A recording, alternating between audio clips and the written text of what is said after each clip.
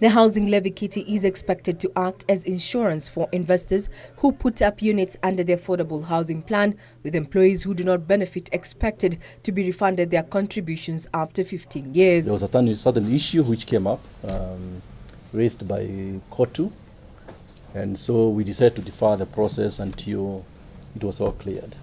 And last week, I'm happy to report, I think already our brother Francis Atwoli actually reported himself last week that we have reached agreement, government and Kotu, to have the issue which was there disposed of.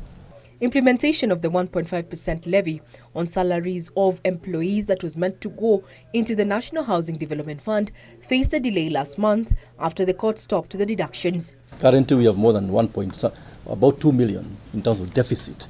And so we are keen to make sure that we actually go to the next step of actually now starting to launch these projects. There is one which is already under construction at Park Road.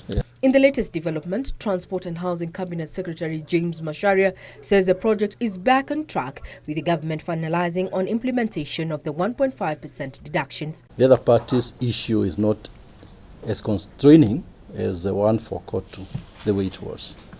Because, for the Kotu one, we could not even start collecting the contributions. But you heard our brother Atwoli actually saying, he even mentioned the percentage on television, and saying now he's happy that now we can start the process.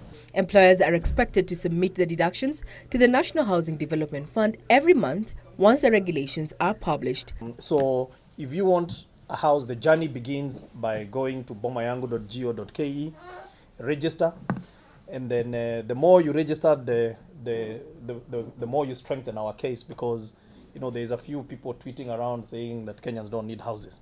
The government has also rolled out a portal, bomayangu.go.ke, for potential homeowners to register. Currently, Kenya requires more than 250,000 housing units every year to meet demand. Regina Manyara-Gitau reporting for Channel 1.